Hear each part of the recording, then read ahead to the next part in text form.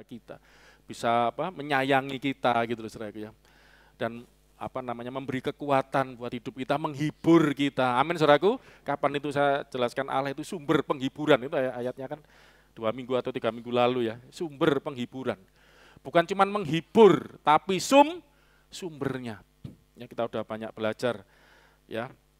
Allah itu yang kalau di Kristen ya, ini supaya jelas ya, yang disebut Allah itu Bapa, kita memanggilnya Bapa. Ya Tuhan Yesus itu apa? Firman-Nya Bapa. Yang jadi manusia ya. Sehingga kita mengenal ya Bapa itu seperti apa? Ya, logos-nya Bapa. Jadi firman itu bukan sekedar kata-kata, tapi itu logos itu juga ilmu kan artinya, hikmat, pengetahuan. Ya apa yang di dalam dirinya Bapa, dalam pikiran, hikmat. Ya makanya dikatakan Kristus adalah hikmat dan kekuatan Allah. Ya, Sofia hikmat itu, kekuatan yang dinamis, ya. Sofianya Allah, dinamisnya Allah dinyatakan kepada kita sehingga kita ngerti, oh Allah itu seperti ini ya. Makanya Yesus ngomong, tidak ada seorang pun sampai Bapa kalau tidak melalui aku. Ya, Bapa itu sumbernya. Yesus keluar dari Bapa sebagai firman dan Roh Kudus juga keluar dari Bapa. Yang kita belajar nanti hari ini akan lebih dalam ya. Saya sudah memberikan contoh sungai ya, saudara ya, berapa waktu itu. Saya mempraktekkan ya, coba saudaraku belajar dipraktekkan ya. Tadi kan kita nyanyi, Kaulah sungai. Kaulah itu siapa? Engkau. Yang dimaksud engkau di sini. Allah kan Bapa, Tuhan Yesus, ya Roh Kudus. Nanti kenapa kok Bapa Allah Tuhan Yesus dan Roh Kudus itu sungai? Kita akan lihat saudaraku. Dengan penggambaran sungai, Alkitab itu menggambarkan Allah itu seperti sungai, itu memudahkan kita saudaraku. Ya. Karena manusia itu hidup di dunia manusia, di dunia fana, di dunia nyata ini, ya untuk mengerti Allah yang tidak kelihatan itu sulit, ya sulit saudaraku, untuk kita mengerti Tuhan. Makanya Tuhan itu memperkenalkan dirinya, ya menyatakan dirinya supaya bisa dikenal, ya melalui firman-Nya teman-teman. Dan firman Tuhan mengajar bahwa Allah itu seperti sungai. Ya, kita sudah belajar berapa waktu ya untuk menggambarkan ya Allah itu bisa mengerti itu seperti sungai. Banyak kita ayat-ayatnya kan, bahkan penghakiman pun, penghukuman Allah pun, waktu di WA Group enggak bisa saya berikan, HP saya jatuh lagi, nggak sengaja mau buang sampah. Akhirnya catatan saya hilang ya, nggak apa-apa, jadi belum bisa, karena waktu ya enggak bisa saya berikan semua. Tapi intinya banyak ayat, banyak banget. Hari ini aja nanti saya tunjukkan ayat-ayat yang lain. Ya, bagaimana Allah itu digambarkan seperti sungai. Itu membantu kita mengerti. Coba Anda belajar praktekan, berapa waktu ini saya agak nggak enak badan, saudaraku. Ya, agak nggak enak badan. Terus orang kalau nggak enak badan, yang dibutuhkan apa? Uang. Orang dikasih uang banyak pun, kalau sakit-sakitan ya buat apa, saudaraku ya? Kalau orang lagi nggak enak badan atau sakit, yang dibutuhkan apa? Kesembuhan kan, gitu loh. Nah, kalau Anda ngerti Allah itu seperti sungai, digambarkan seperti sungai, kan dikatakan sungai itu, saya ulangi sedikit ya, beberapa waktu yang lalu saya ajarkan, sungai itu yang kelihatan itu tidak sesederhana yang kita lihat. Sungai yang kita lihat itu ada aliran air yang mengalir itu dari mana sebetulnya saudaraku? Dari mata air. Kalau enggak ada mata air enggak akan ada sungai.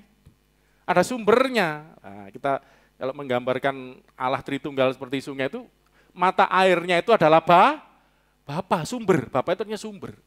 Sumber, keluarnya air. Yesus berkata, aku keluar dari Bapa. Yohanes 8:42, Yohanes 15:26, Roh Kudus keluar dari Bapa. Yesus ngajar juga. Jadi sumber keluarnya air, mata air itu gambaran, sumber itu adalah gambaran Bapa. Nah sungai ini gambaran Yesus gitu loh kalau sederhananya. Di mana sungai ini yang kelihatan, mata air kelihatan enggak saudaraku? Mata air itu loh, kan di tempat di bawah tanah kan tersembunyi. Makanya kenapa ada ayat itu enggak kebetulan. Bapamu yang tersembunyi gitu, akan membalasnya kepadamu. Bapa enggak bisa dilihat. Istilah tersembunyi itu tidak ada seorang pun yang pernah melihat Bapa. Allah itu tidak, Bapa enggak bisa dilihat. Tetapi Yesuslah yang menunjukkan Bapa itu seperti apa. Eksege 1, Phanerote, ya menyatakan, menampilkan, mewujudkan Bapa itu menjadi gambarnya Bapa itu seperti apa. Sungai itu ya begitu. Mata air yang mengeluarkan air itu enggak kelihatan, tapi melalui sungai itu jadi kelihatan. No sungai ini ya, Yesus itu makanya sebut sungai kehidupan ya. Ya, apa? Ada lagunya itu kan, Yesus engkau sungai kehidupan. Lah air yang mengalir itu, lah ini itu yang menggambarkan Roh Kudus. Saya tunjukkan ayatnya juga. Jadi ada mata air, ada sungai, salurannya itu ya, menyalurkan air itu. Dan ada air yang dialirkan. Yang dialirkan itu air itu bicara Roh Kudus. Sudah berapa waktu saya ajarkan ya, itu yang diberikan kepada kita. Makanya saya sempat tanya, ada berapa air kalau gitu. Kan enggak bisa dihitung, enggak bisa disebut. Ya, itu satu kesatuan, satu kesatuan. Baik mata airnya, sungainya, maupun aliran airnya itu adalah satu kesatuan. Tuhan, air yang mengalir. Lah kita ini, saudaraku, nanti jadi muaranya. Muara itu apa? Muara itu yang nampung air itu loh. Muaranya itu laut. Air itu, nah ini yang kalau pengen tahu ya. Alkitab ini yang ngajar, ada hikmat ini Salomo ini. Pengkhotbah 1 ayat 7, coba lihat. Pengkhotbah 1 ayat 7. Nah itu, saudaraku. Semua sungai mengalir ke laut. Mengalirnya ke laut, itu muaranya ya. Muara itu berakhirnya aliran dari mata air tadi loh. Ngalirnya nanti minggu depan saya akan ngajar tentang kasih. Mungkin maaf, enggak ada agama yang, saya bukan promo ya. Enggak ada agama yang ngajar seperti ini, saudaraku. Nanti lihat, kasih itu enggak sesederhana yang Allah mengasihi, dibuka itu dalam banget. Semua sungai mengalir ke laut. Terus tetapi laut tidak juga menjadi penuh. Laut enggak jadi penuh-penuh. Nanti kalau penuhan jadi banjir, dunia jadi dilingkupi air. Enggak kan? Kemana? Kemana sungai mengalir, ke situ sungai mengalir selalu. Nah, ke situ selalu. Laut itu muaranya, itu menggambarkan kita. Ya, biar aliran Tuhan itu selalu mengalir dalam hidup kita. Namanya sumber, saya pernah ngomong kan minggu lalu, enggak pernah berhenti. Kalau berhenti bukan sumber lagi namanya. Kalau sumber air sudah tidak mengeluarkan air, airnya berhenti, berarti bukan sumber lagi namanya. Ini bekas sumber ini, nggak ada air lagi, tidak. Namanya Bapa itu sumber, makanya Allah itu disebut Bapa. Tidak pernah berhenti untuk mengasihi kita. Amin, saudaraku. Untuk tidak pernah berhenti mengalirkan cintanya, kasihnya, berkatnya. Termasuk saya tadi sempat cerita kesehatan, ya berkat kesehatan buat kita. Ketika saya nggak enak badan, saya ingat, lah ini makanya membantu menggambarkan, oh iya Tuhan itu seperti sungai. Ada yang mengalir terus. Aku muaranya ini, kan di WA Group saya jelaskan. Kita bisa digambarkan seperti muaranya, seperti pohon yang di tepi aliran air. Terima air itu. Tuhan, aku terima kesembuhan darimu. Engkau sumber, mengalir kesembuhan itu. Kita sering nyanyi ya kan lagu lama. Mengalirlah, apa saudaraku? Kuasa roh. Kenapa kata-kata kok mengalir? Itu gambaran kan? Ya, Roh Kudus itu digambarkan juga seperti api.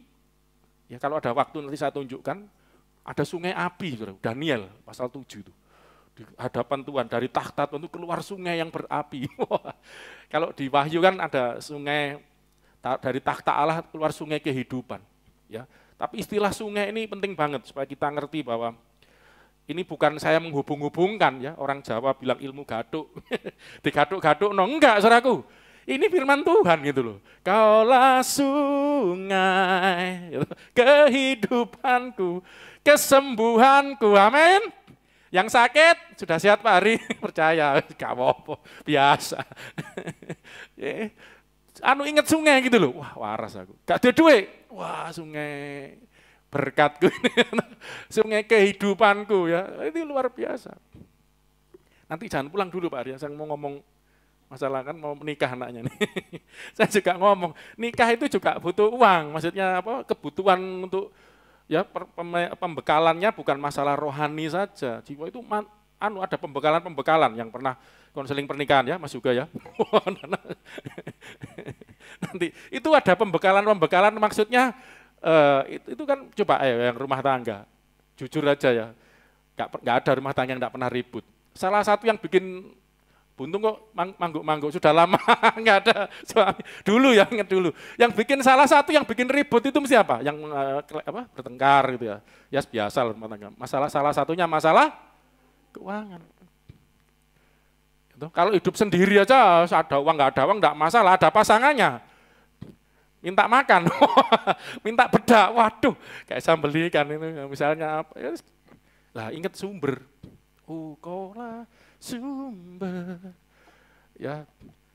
Kalau mungkin dagangan kita, kerjaan kita kurang lancar, gitu. Coba ingat, Allah itu seperti sungai, ada sumber yang keluar, yang dialirkan melalui sungai itu, Yesus itu. Kan gambarannya sungai itu kan gambaran Yesus. Ya, ayo kita lihat lebih dalam. Pokoknya apapun, saudaraku, paling enggak yang paling dekat ini praktekkan apapun yang saudara butuhkan hadapi. Aduh, aku kok kering ya, butuh dicintai. Ingat sungai, waduh sungai. Waduh, kesejukan ya. Yang deras mengalir gitu ya. Sejuk, memberikan kesegaran, kesejukan. Ya, damai sejahtera, itu apapun itu saudaraku. Sudahlah sebut, makanya minta, itu Pak Hari, makanya kenapa Yesus berkata, Pak Hari kan kadang, nanti bikin anak-anak Tuhan saya enaknya sendiri ya, minta apa saja itu loh ya. Tinggallah di dalam aku, firmanku dalam kamu. Mintalah apa saja, Yohanes 15 ayat 7 kan, maka aku berikan. Yang dimaksud sebetulnya Tuhan itu punya apa saja yang kau butuhkan. Amin saudaraku, butuh apa? Ya, ada di dalam Tuhan, semua itu Tuhan punya. Dan Allah, karena Tuhan itu adalah seperti sungai, baik dari sebagai Bapa sumbernya, sebagai sungai yang mengalirkan dan air yang dialirkan dari mata air itu. Itulah yang segala sesuatu yang Tuhan punya. Berapa waktu kita belajar Roh Kudus itu jaminan. Segala sesuatu yang kita butuhkan, kan ada kan, sampai kamu menerima seluruhnya. Nanti kita akan perdalam lagi. Ya, kalau belajar itu ayat dibaca perlu dibaca lagi, diulang lagi, dipelajari lagi ya, biar nyentel ya. Kita lihat sekarang, ini ayat ini terkenal banget ini. Yohanes pasal 7. Ayat 38-39. Ayat ini terkenal banget. Ya, coba kita lihat. Sambil disiapkan, saya mau ambil air minum dulu sebentar. Ya. Barang siapa percaya kepadaku. Barang siapa percaya kepadaku. Siapa yang ngomong ini? Tuhan Yesus. Ya. Terus? Seperti yang dikatakan oleh kitab suci. Seperti yang, ini pelan-pelan lihat ya, seperti yang dikatakan oleh kitab suci. Kitab suci waktu itu perjanjian baru belum ada, perjanjian baru kan, maaf ya sambil minum. Ya perjanjian baru kan baru ditulis oleh para rasul, murid-muridnya Tuhan Yesus. Sebelum perjanjian pada zaman itu, perjanjian baru belum ada. Yang ada yang disebut kitab suci, kalau gitu kitab sucinya apa saudaraku? Ya coba mikir, yang disebut kitab suci ini apa kalau gitu? Maaf, misi. Apa kitab suci? Perjanjian lama. Kita nyebutnya perjanjian lama. Itu sebenarnya bahasa Ibrani Tanak. Ya, Torah, Nevim, Ketuvim. Taurat, hukum Taurat, Nevim itu kitab nabi-nabi, Nevi itu nabi, Nevim. Dan Ketuvim dan tulisan-tulisan suci seperti pengkhotbah tadi kita lihat kan, misalnya Salomo itu ada Rut, itu tulisan-tulisan suci. Ya, ada Mazmur itu masuk tulisan suci juga nggak salah. Kalau kitab nabi kan Yesaya, Yeremia. Jadi itu kitab sucinya seperti itu waktu itu. Septuaginta sudah ada. Saya download aja di HP ada kok, Septuaginta itu perjanjian lama, Tanak, kan bahasa Ibrani yang bahasa Yunani, karena waktu itu kan bahasa pergaulannya Yunani koine, pergaulan, bahasa Yunani pergaulan. Seperti apa yang dikatakan kitab suci. Ya, tadi kita nyanyi Mazmur seperti sungai, seperti sungai, seperti rusa yang merindukan sungai, jiwaku merindukan engkau. Banyak minggu lalu kita belajar Nabi Yeskiel menjelaskan ada sungai yang keluar dari bait Allah. Ya, itu yang memberikan kehidupan, sungai kehidupan. Nanti baca lagi, terus itu Rasul Yohanes ambil itu juga untuk wahyu ya, untuk menjelaskan lebih jelas nanti di sorga itu seperti itu juga dijelaskan. Ya ini memang penggambaran ya, penglihatan ini kalau dimengerti secara jasmani sulit ya, karena ini adalah suatu penglihatan. Tapi paling tidak kita mengerti ya. Yesus ngomong, barang siapa percaya kepadaku seperti yang dikatakan oleh kitab suci. Jadi basicnya, dasarnya percaya Yesus adalah kitab suci. Saya pernah kan kapan itu khotbah perjanjian lama terus tentang Malak Yahweh. Mas Pri sampai ngerti, malaikat Yahweh. Oh, ketika diberkati, waktu itu cepat rame, wah malaikat Yahweh datang nih memberi berkat. Ya, itu kan gambaran Yesus sebelum jadi manusia ya. Itu kan sudah pernah saya khotbahkan lah itu ya. Tritunggal sudah ada sejak dulu ya. Allah yang tidak terlihat, yang ada suara dari surga. Allah yang menampakkan diri, yaitu kan malaikat Yahweh itu dalam tiang awan, tiang api juga dalam api itu Yesus, gambaran Yesus. Dan ada Roh Kudus yang berbicara dalam setiap hati orang-orang itu. Ya, sudah ada dari dulu. Nah, percaya kepadaku seperti yang dikatakan kitab suci. Yesus itu di dalam kitab suci, paling gampangnya dikatakan disebut sebagai anak Allah. Itu di Mazmur 110, ini lihat dulu ya. Supaya ngerti, percaya Yesus itu seperti yang dikatakan kitab suci, Mazmur 110. Coba kita lihat tentang Mesias ya. Yesus itu kan memperkenalkan dirinya, Mazmur 110, mulai ayat 1, sebagai Mesias. Coba. Mazmur Daud, demikianlah firman Tuhan kepada Tuanku. Ini Daud yang bermazmur, namanya Mazmur Daud. Demikianlah firman Tuhan, huruf besar semua ya, kepada Tuanku. Sebenarnya terjemahnya ini Kyrios, Tuhan. Beginilah Lord. Ya memang Indonesia ini memang jadi rumit kalau kita lihat ya. Di Indonesia ini istilah Tuhan itu dibedakan dengan Tuan. Kalau bahasa lain, bahasa Inggris, Tuhan sama Tuan itu sama, Lord. Ya, itu Tuhan untuk Allah, Tuhan juga untuk manusia, untuk gelar bangsawan. Bahasa Yunani juga, ya Kyrios. Kyrios itu bisa untuk Tuhan, Kyrios itu bisa untuk kaisar.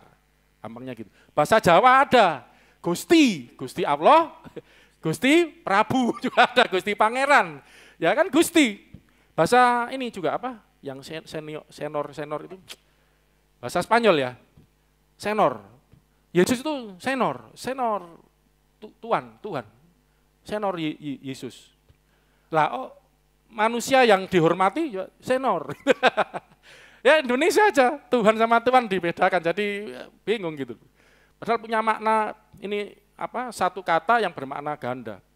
Sebenarnya dimaksud demikianlah firman Yahweh, Tuhan huruf besar semua itu kan nama Yahweh yang di apa namanya orang Yahudi kan takut menyebut nama, makanya diganti Adonai atau Kyrios. Bahasa Yunani. Adonai itu bahasa Ibrani, Tuhan. Ya, tapi tetap ditunjukkan huruf besar semua supaya ngerti ini peralihan apa namanya? Peralihan transliterasi atau terjemahan dari namanya Tuhan, Yahweh. Kepada Tuhanku, Tuanku, Gustiku, gini aja lah paling gampang.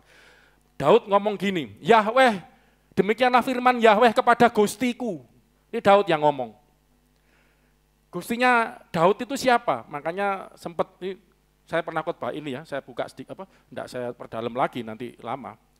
Orang Yahudi kan sempat ditanya Yesus. Mereka kan mempertanyakan kemesiasan, kekristusan Yesus. Tanya, ya, mereka masih belum percaya Yesus itu adalah Kristus atau Mesias. Menurut kamu siapakah Mesias itu? Keturunan Daud, ya anak Daud. Makanya Yesus kan disebut anak Daud juga. Lah menurut kamu siapa itu anak Daud? Kenapa Daud menyebut ini nanti anaknya Daud?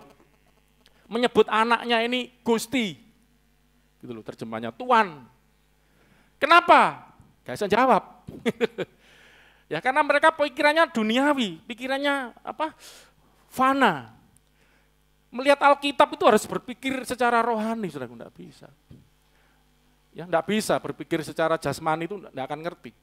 Coba Daud itu ngomong kepada keturunannya nanti, Gustiku. Ini kan menunjukkan bahwa secara manusia memang keturunannya Daud. Itu Roma pasal 1. Yang dilahirkan dari secara daging dari keturunan Daud, tetapi secara roh dia adalah anak Allah yang berkuasa. Coba baca, Gusti ini itu nanti di Roma ya, secara daging dilahirkan dari keturunan Daud, secara roh adalah anak Allah yang berkuasa. Apa itu anak Allah? Coba lihat ini, duduklah di sebelah kananku, sampai kubuat musuh-musuhmu menjadi tumpuan kakimu. Yahweh berbicara kepada Gustiku, Daud ngomong. Duduklah sebelah kananku, ini Yahweh yang ngomong ya, duduk sebelah kananku. Mbak Ani kan waktu Kersel ngomong, ini kok pakai istilah duduk sebelah kanan, kayak duduk. Ini istilah untuk menjelaskan kesetaraan, kuasa bersama, memerintah bersama. Nanti lain kali saya akan dalemi tentang Kristus supaya Anda lebih dalam. Tapi ini Anda harus ngerti, ini bukan istilah jasmani secara fisik ada di sebelah kanan, berarti Bapa sebelah kiri. Nanti di ayat ini juga Anda akan tahu.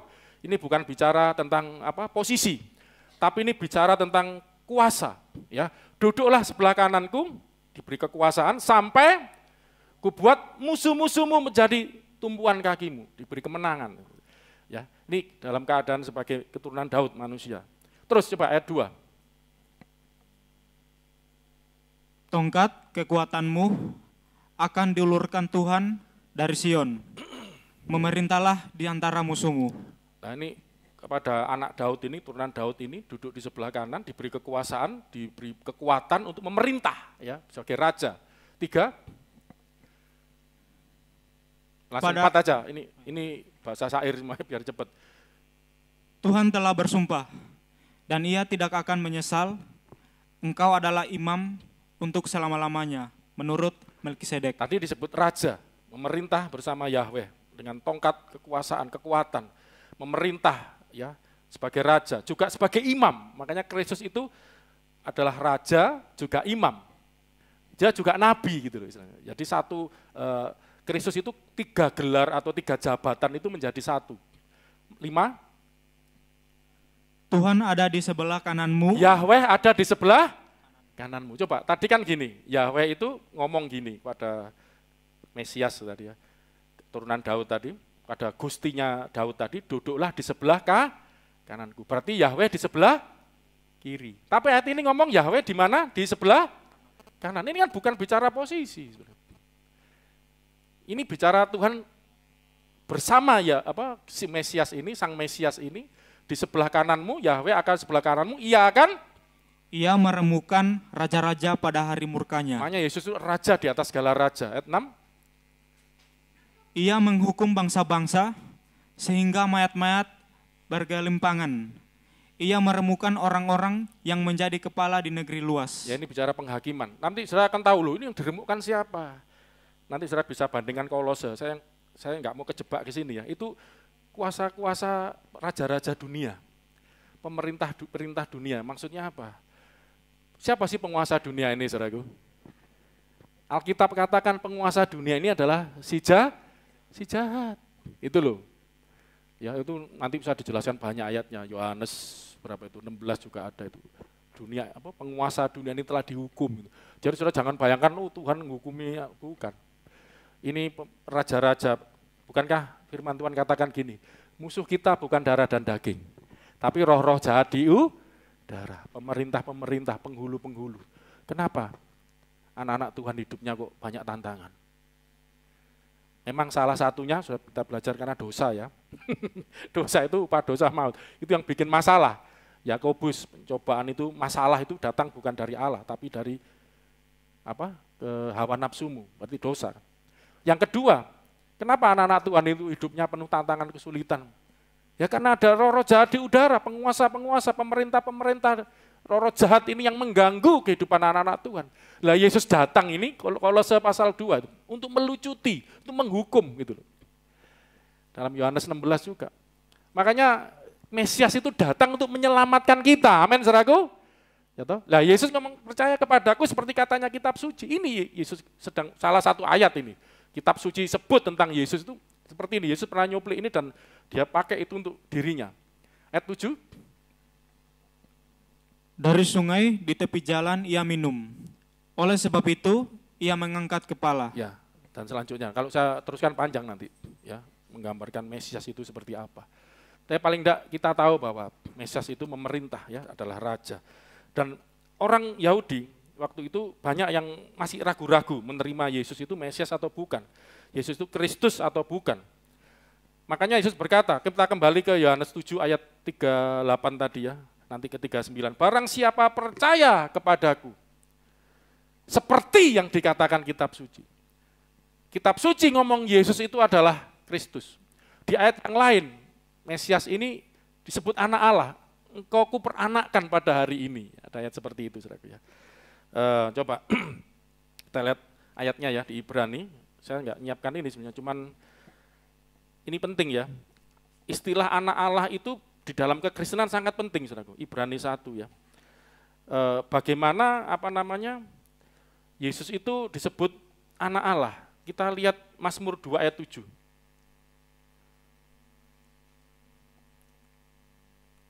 Ya, Mazmur 2 ayat 7. Silakan dibaca, Mazmur 2 ayat 7. Aku mau menceritakan tentang ketetapan Tuhan. Ia berkata kepadaku, Anakku engkau, engkau telah kuperanakan pada hari ini. Daud ngomong, Tuhan ngomong kepadaku, anakku engkau. Dan Daud ini mewakili Mesias itu tadi.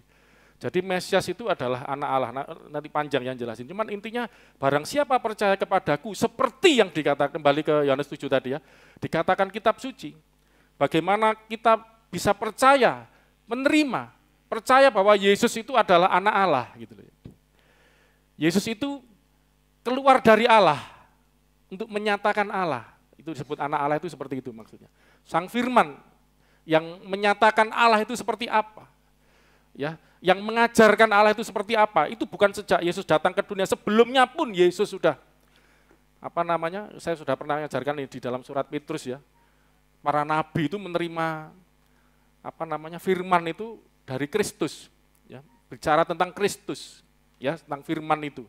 Nanti lain kali kita nanti belajar Kristus. Tapi intinya di sini Yesus ngomong, barang siapa percaya kepadaku, seperti yang dikatakan kitab suci, lanjutnya apa dikatakan? Dari dalam hatinya akan mengalir aliran-aliran air yang hidup. Lah di sini. Dari dalam hatinya. Hati siapa ini? Orang yang percaya kepada Tuhan Yesus, tapi ada lanjutannya, seperti yang dikatakan kitab suci. Saya coba menjelaskan, tapi karena waktu ya. Maksud saya gini loh, Anda percaya Yesus itu bukan karena Anda KTP-mu Kristen. Engkau percaya Yesus karena kitab suci. Makanya berapa kali saya katakan penting banget baca Alkitab itu. Iman itu timbul dari pendengaran akan firman. Anak saya saja sekarang masih muda padahal ya. Kalau baca Alkitab sekarang itu Alkitab suara itu loh, download saudaraku ya. Dek gitu denger ya.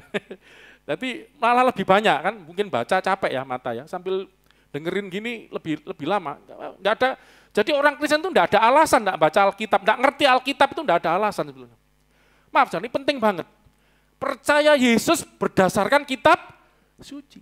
Bukan percaya Yesus karena engkau KTP-mu Kristen, karena keluargamu Kristen, kok jadi Kristen? Oh no. Menurut saya, enggak. Kalau cuma seperti itu Kristen warisan. Makanya Deddy Kobuser saya sempat lihat dia ngomong, saya kenapa pindah mualaf? Ya karena ini warisan, dia nganggap ini agama warisan. Ya sudah, bukan panggilan mungkin, bukan panggilanmu. Tapi kalau engkau percaya karena kitab suci, dari dalam hatimu, kan mengalir. Kalau hanya agama itu agama warisan keluargamu, warisan nenek moyangmu, karena engkau perlu identitas KTP-mu, nggak akan terjadi ini. Allah nggak jadi seperti sungai. Ngopo itu malah. Dari dalam hatinya, orang yang percaya Yesus berdasarkan kitab suci,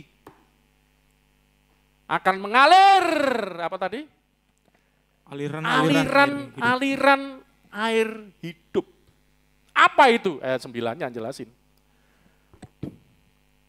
Yang dimaksudnya ialah roh. Yang dimaksud Tuhan Yesus, aliran-aliran air hidup yang mengalir itu adalah roh yang akan diterima oleh mereka yang percaya kepadanya. Ya, yaitu Roh Kudus yang akan diterima orang yang percaya kepada Yesus. Coba kita nanti bawahnya ini kan roh itu belum diberikan ya, karena Yesus belum dimuliakan, mati, bangkit, naik ke surga. Tapi hari ini kan sudah diberikan ya sejak Pentakosta itu kan, curahkan Roh Kudus. Tapi paling tidak kita lihat sini, ya, roh itu diterima, diberikan, dialirkan, bahkan dalam hati kita. Bahkan menjadi sumber dalam hati kita, aliran air. Ada Bapa, sumber dalam hidup kita. Makanya sebenarnya orang Kristen ini senjatanya lengkap banget, saudaraku. Coba renungkan ini. Berkatnya itu lengkap banget, saudaraku. Kebaikan Allah itu, penyertaan Allah itu Kita sering nyanyikan penyertaan-Mu sempurna, rancangan-Mu penuh damai. Yohanes 14 Yesus ngomong, aku dan Bapa akan menyatakan diri, diam di dalam Dia. Bapa itu juga diam dalam kita. Bapa yang di surga itu loh, melalui rohnya tentunya. Ini karena percaya Yesus itu loh.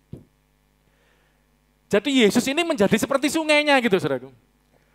Roh itu kan aliran airnya tadi gitu loh maksudnya.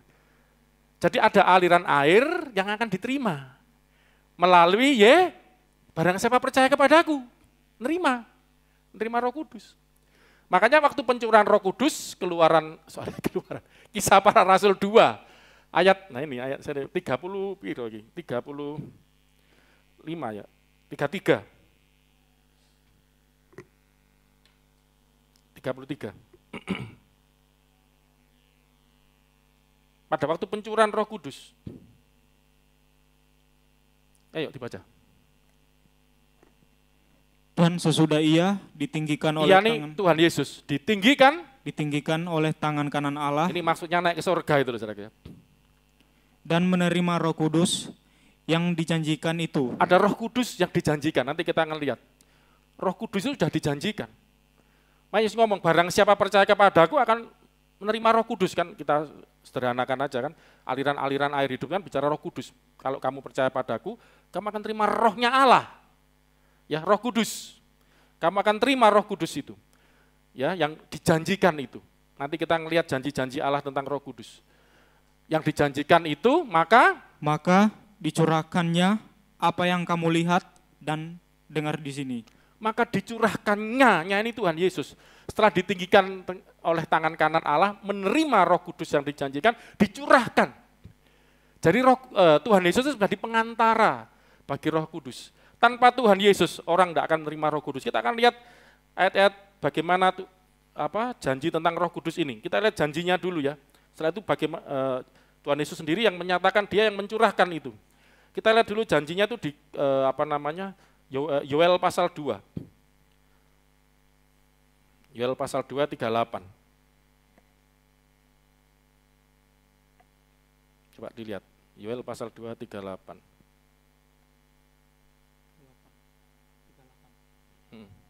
28. Yoel pasal 2 ayat 28. Kemudian daripada itu akan terjadi bahwa aku akan mencurahkan Rohku ke atas semua manusia. Yang ngomong Allah atau Bapa. Bapa ngomong pada waktu pencurahan Roh Kudus itu ya. Ada waktu nanti, ada waktunya Tuhan Roh Kudus dicurahkan. Ini kan janji. Ini belum pada waktu nanti. Dan terjadinya pada waktu dimulai Pentakosta ya. Pada hari itu, ya, daripada itu akan terjadi bahwa aku akan mencurahkan rohku ke atas semua manusia. Bapa yang ngomong, aku akan mencurahkan rohku. Maka anak-anakmu laki-laki dan perempuan akan bernubuat. Orang-orangmu yang tua akan mendapat mimpi. Taruna-tarunamu akan mendapat penglihatan-penglihatan. Akan terjadi hal yang supranatural. Ada mimpi, penglihatan, vision. Jadi ya saya sederhanakan aja, orang yang terima Roh Kudus itu mendapatkan berkat-berkat Tuhan yang luar biasa, dalam arti dia punya tujuan hidup, vision. Dia punya mimpi-mimpi, penglihatan, ada mimpi. Dia hidupnya itu sesuai dengan rencana Tuhan, dituntun Roh Kudus. Ya Tuhan menuntun melalui rohnya, kan dikatakan Roh Kudus itu yang menuntun, mengajar kamu, menuntun kamu dalam seluruh kebenaran. 29, lanjutnya itu tetap. Juga ke atas hamba-hambamu laki-laki dan perempuan akan kucurahkan rohku pada hari-hari itu. Kucurahkan rohku, kata Tuhan. Tuhan tidak pandang bulu mencurahkan rohnya. Bahkan hamba-hamba, budak-budak di Dulos. Ini tidak melihat tadi laki-laki, perempuan, ya, anakmu laki-laki, perempuan, tidak melihat gender. Tidak melihat status sosial, tidak melihat, pokoknya semua manusia, tadi kan akan kucurahkan atas semua manusia. Yang percaya akan menerima Roh Kudus. Itu dijanjikan, makanya roh yang dijanjikan, dicurahkan. Nah, itu banyak ya teman-teman, kita tidak usah nanti terlalu banyak. Tapi intinya akhirnya kita tahu tadi, Kisah Rasul 2:33, siapa yang mencurahkan Roh Kudus tadi? Tuhan Yesus. Padahal Bapa yang ngomong, makanya ini perlu kita ngerti. Bapa ngomong, aku akan mencurahkan rohku. Tapi ternyata kenapa yang mencurahkan Tuhan Tuhan Yesus. Tuh, ada ayatnya lagi ya, Tuhan Yesus yang mencurahkan. Kita lihat ini. Kisah Rasul 1, ayat 4 dan 5. Ini sebelum pencurahan Roh Kudus. Yesus sudah ngomong dulu. Pada suatu hari ketika ia makan bersama-sama dengan mereka, Sebelum naik ke surga ini ya.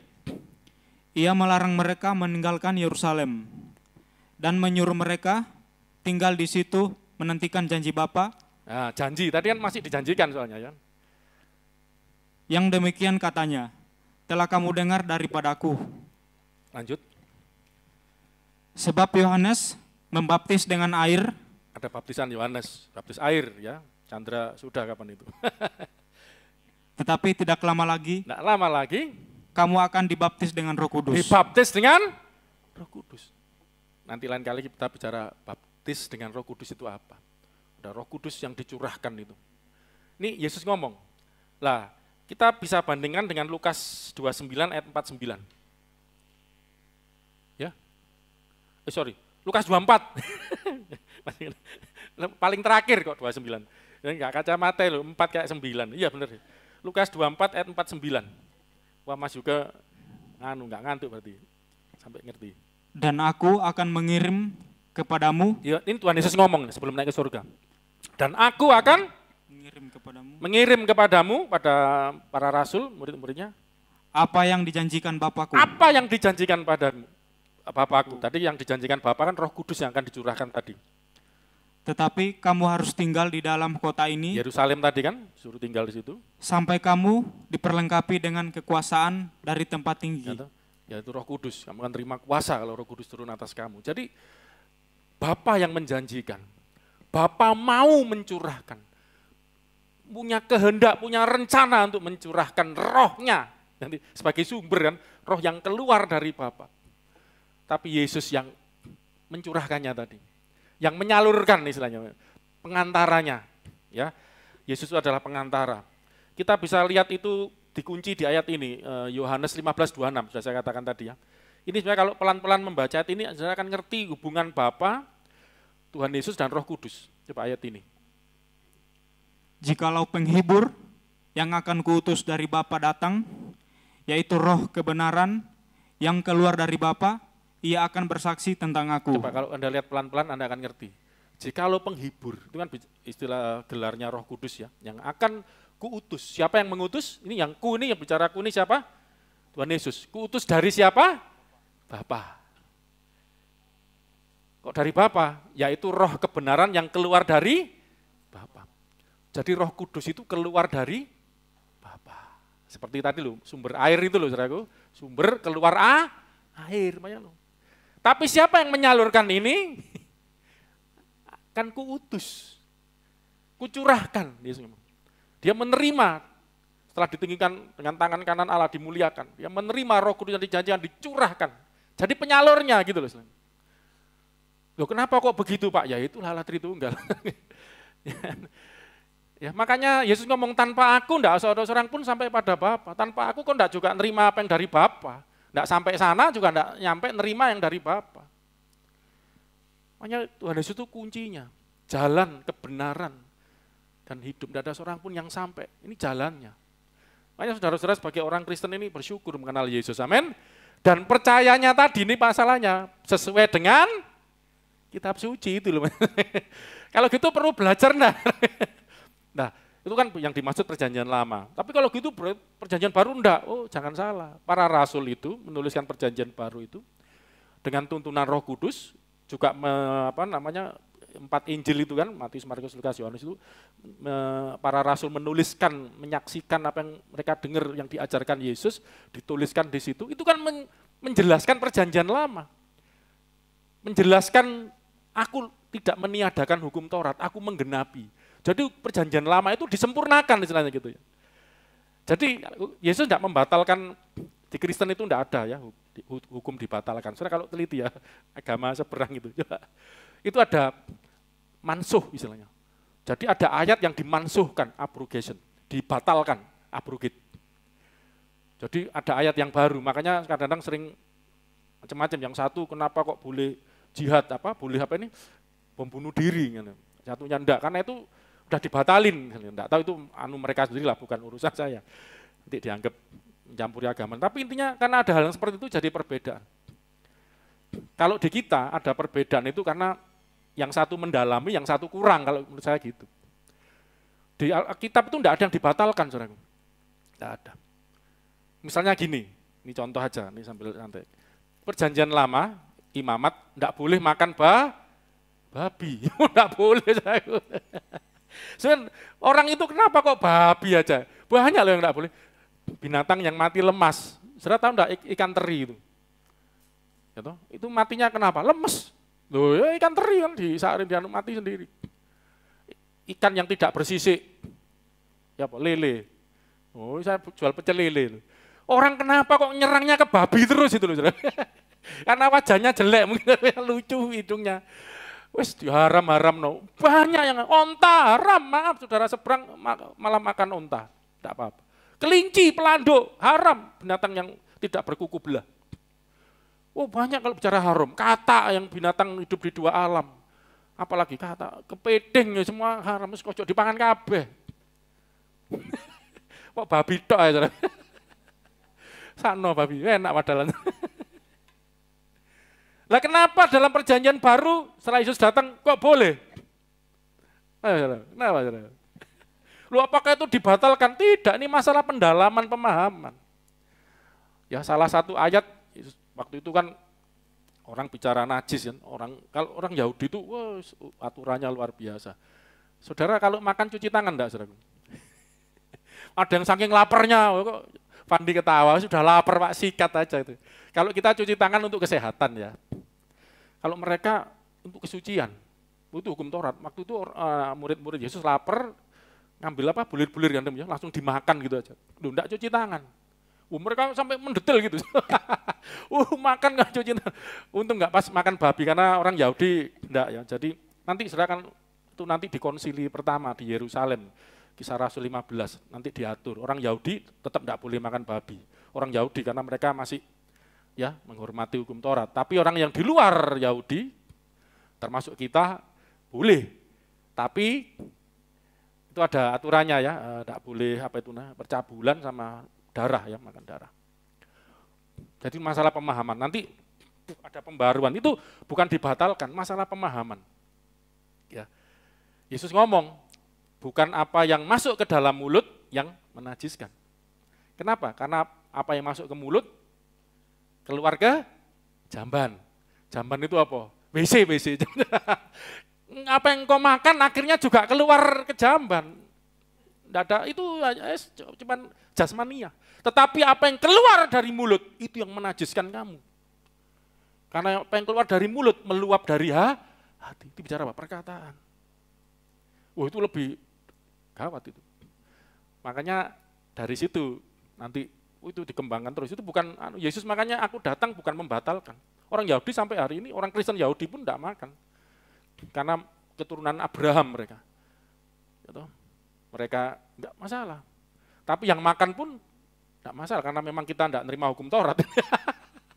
Paham ya? Jadi tidak dibatalkan, tapi Yesus ngomong, aku enggak membatalkan hukum Taurat, tapi aku menggenapi, menyempurnakan itu. Telios, artinya itu menyempurnakan hukum Taurat itu. Nanti lain kali kita bisa bahas itu, tapi intinya ini tadi. Gitu. Ya, Roh Kudus ini diberikan ya kepada orang-orang yang percaya Yesus. Saya akan tutup karena waktu ya. Kita akan lihat Roh Kudus itu sebenarnya gambaran dari air ya. Seperti rusa tadi kan, merindukan air. Padahal ayatnya sungai, ini kok air Pak ya, sama aja lah. Sungai itu isinya apa sih? Air gitu aja dimasalahkan. Ya toh? Yesus, Bapa itu Allah. Yesus kok ya Allah gitu loh. Roh Kudus ya Allah. Bingung loh. Sungai itu loh. Mata air itu air bukan? Air. Sungai itu air bukan? Air. Aliran airnya yang dialirkan air bukan? Air. Sama kan? Itu namanya satu, ini bahasa teologianya esensi. Katakan saudara tiga, esensi. Atau hakikat itu loh. 1, 2, 3, Hakikat, tambah lagi satu, substansi. Ini bahasa teologinya, satu substansi, satu esensi usia, unsur atau bahasa untuk kimiawinya unsur, satu unsur, unsurnya sama, unsurnya Allah, esensinya sama Allah, cuman beda hipostasisnya, realitanya, satunya mata air, satunya sungai, satunya air yang mengalir. Paham enggak saudaraku? Gampang ya, jelaskan Tritunggal dengan sungai ya. Bisa kita pakai. Dan itu alkitabiah. Coba kita lihat ya, Roh Kudus itu adalah air. Digambarkan sebagai gambaran Roh Kudus. Yeskiel 36, 25 sampai 27. Setelah ini kita tutup 2 ayat lagi nanti. Aku akan mencurahkan kepadamu air jernih yang akan mentahirkan kamu dari segala kenajisanmu, dan dari semua berhala-berhalamu aku akan mentahirkan kamu. Ada dicurahkan air jernih yang mentahirkan, menguduskan, mencucikan. Itu apa sih? Ayat selanjutnya 26. Kamu akan kuberikan hati yang baru dan roh yang baru di dalam batinmu. Dan aku akan menjauhkan dari tubuhmu hati yang keras dan kuberikan kepadamu hati yang taat. Yang terjadi ketika Allah mencurahkan air jernih. Nanti kita lihat air jernih itu yang dimaksud apa? Yang menjernih, jernih, pure, yang air yang jernih banget, yang akhirnya mentahirkan kamu dari kenajisanmu, dari dosa-dosamu, hatimu yang keras, akan kulembutkan. Wah, pokoknya ini ketika air itu dicurahkan, rohku akan kuberikan. Wah, yang terjadi terus ayat 27. Rohku akan kuberikan diam di dalam batinmu, dan aku akan membuat kamu hidup menurut segala ketetapanku, dan tetap berpegang pada peraturan-peraturanku, dan melakukannya. Ya, kita seperti muara, menerima air, menerima Roh Kudus. Lebih jelas ini, ya nanti 2 ayat ini jadi lebih jelas. Yesaya 32:15, air itu menggambarkan Roh Kudus. Saya tidak mau ngaduk-ngadukkan ya, ini memang butuh beberapa ayat untuk menunjukkan ini. Yesaya 32:15. Sampai dicurahkan kepada kita roh dari atas. Ayat di atasnya itu terjadi padang gurun, pokoknya kering, hidup manusia yang sedang masalah seperti padang bulus, pokoknya mengalami kesulitan hidup. Sampai dicurahkan kepada kita roh dari atas. Terus? Maka padang gurun akan menjadi kebun buah-buahan. Padang gurun jadi kebun buah-buahan. Terus? Dan kebun buah-buahan itu akan dianggap hutan. Sampai jadi hutan. Saking lebatnya, saudaraku. Bayangkan coba. Roh dicurahkan kok padang gurun jadi subur. Ini kan bicara air kan, air kan memberi kesuburan. Kebun buah pun langsung jadi hutan. Coba ayat lagi. Yesaya 44 ayat 3. Saya banyak banget ya, cuma enggak selesai nanti. Sebab aku akan mencurahkan air ke atas tanah yang haus. Aku akan mencurahkan air ke tanah yang haus. Dan hujan lebat ke atas tempat yang kering. Hujan lebat ke atas tanah yang kering. Aku akan mencurahkan rohku ke atas keturunanmu. Nah, ini paralelnya. Apa yang dimaksud air dicurahkan ke tanah haus? Hujan lebat ke tanah kering. Ada lagu ya, hujan apa? Hujan rohmu. Oh, lagu lama banget ini. Hujan rohmu basahilah. Dari ayat ini, saudara. Sekarang. Tanah gersang. Depannya apa itu? Tanah gersang. Tak lama ku nanti berikan. Malah nadanya curahkan Tuhanku. Lah ini kan hujan rohmu. Hujan itu kan air, saudara. Roh itu gambarkan air. Basahilah sekarang tanah gersang. Nanti nyanyi lagu itu ya. Tak lama ku nanti. Kamu tahu lagu enggak ngerti? Berikan belum lahir kini. Oh, buntung tahu ya lagu lama Bu Sri malah. Apa terus? Nanti lah. Ada tahu teksnya? Carionan. Ya, ini kan menggambarkan Roh Kudus mencurahkan air yang jernih. Hujan lebat. Padang gurun jadi subur. Yang kering jadi subur. Di sini dikatakan aku akan mencurahkan rohku ke atas keturunanmu. dan berkat-Ku ke atas anak Wah, seneng. cucumu. Roh Kudus juga bicara berkat. Ini kan kesuburan, ini bukan cuman hatiku bahagia, sukacita. Lu diberkati Tuhan. Yang usahanya lagi kering seret. Saya berapa hari ini apa? Saya ini orangnya kalau nulis tangan apa WA itu seneng ngomong. Nanti kalau pulang tak hiburnya aja itu. Berapa hari ini jualan agak menunggu. Istilahnya nunggu. Nggak mau ngomong sepi, nunggu, waiting, menunggu berkat Tuhan, aman saudaraku. Kan nanti kan ya Yeremia 40, nunggu aja gitu. Lu Allah itu sumber kok, sumber itu apa pernah berhenti? Yang deras mengalir, itu nggak pernah berhenti. Kita akan tutup Wahyu minggu lalu ya, ayat minggu lalu, Wahyu 22, ayat 1. Inilah. Banyak saudaraku ayat-ayat yang perlu saya tunjukkan ya, tapi karena waktu. Mas, ini ayat minggu lalu ya, kita nanti akan tutup dalam doa. Wahyu 22 ayat 1. Lalu ia menunjukkan kepadaku sungai air kehidupan. Sungai, air kehidupan. Ada sungai yang isinya air kehidupan. Yang jernih bagaikan kristal. Yang jernih bagaikan kristal. Dan mengalir keluar dari takhta Allah dan takhta anak domba itu. Keluar dari takhta Allah dan takhta anak domba itu. Terus? Di tengah-tengah jalan kota itu, yaitu di menyeberang sungai itu, ada pohon-pohon kehidupan yang berbuah 12 kali, tiap-tiap bulan sekali.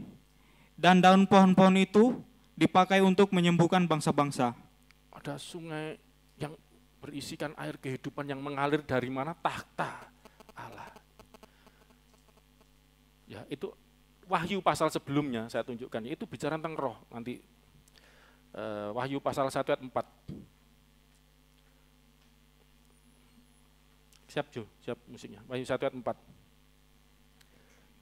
Dari Yohanes kepada ketujuh jemaat yang di Asia Kecil. Ya, jemaat yang di Asia Kecil, kasih karunia dan damai sejahtera menyertai kamu.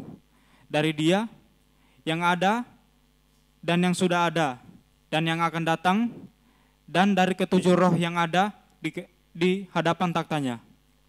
Jadi ada roh ya yang ada di hadapan takhta Tuhan. Wahyu pasal 4 ayat 2, 3, 4, sampai 5. Biar cepat ya, baca dengan cepat. Maksudnya saya jelaskan yang dimaksud air yang mengalir itu tadi, itu roh kudus. Dan memang di sini sebut nanti ketujuh roh. Ya ini angka 7 berarti ada 7 roh ya, tapi ini menggambarkan angka sempurna Tuhan ya. Coba lihat.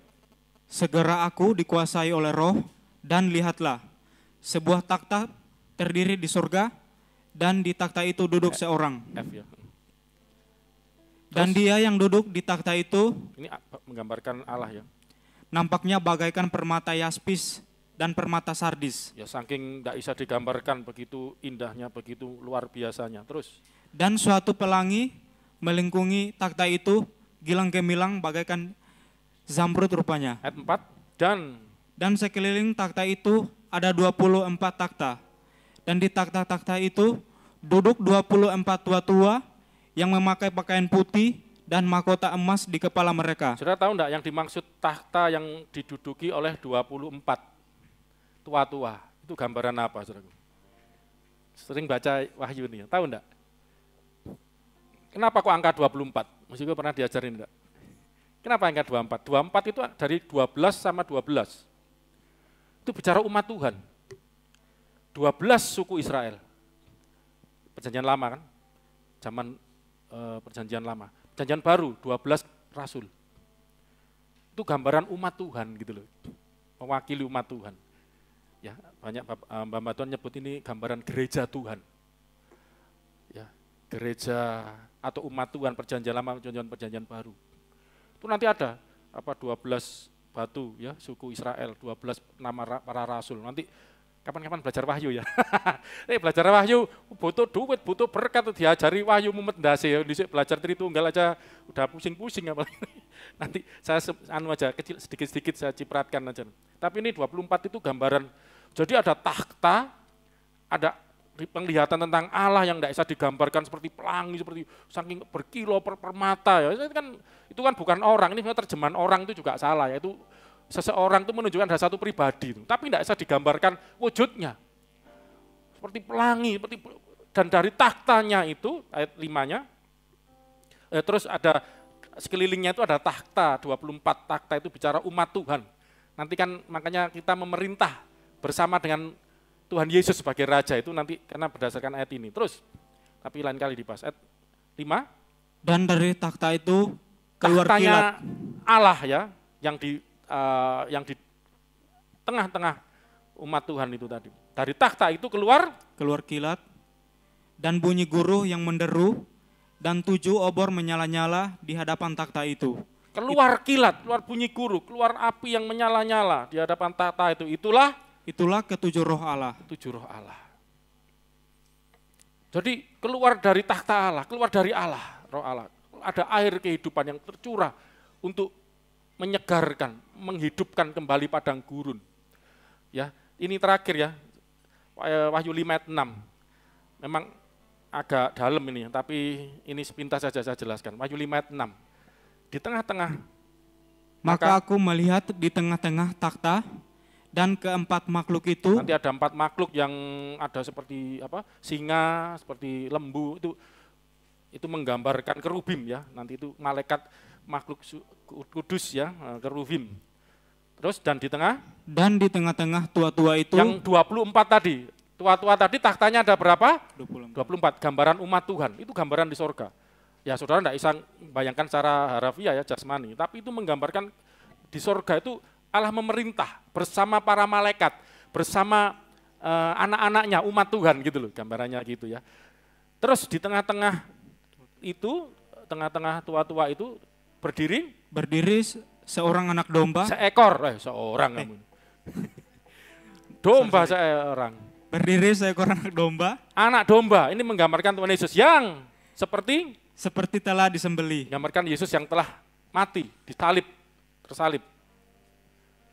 Terus bertanduk 7, tanduk 7 dan bermata 7. Bermata 7. Saya pernah lihat ada nyoba gambar lukisan ini ya. Jadi ya jangan sebetulnya lah.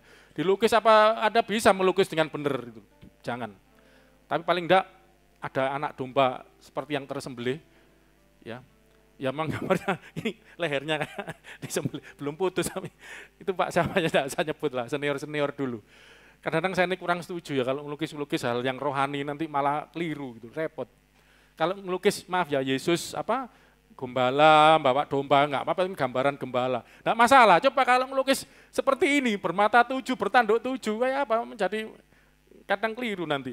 Saya kurang setuju terus terang kalau ada lukisan-lukisan seperti ini. Ada anak domba, bertanduk 7, bermata 7, itulah baca. Itulah ketujuh roh Allah yang diutus ke seluruh bumi. 7 roh Allah. Nah, coba sebelum kita tutup.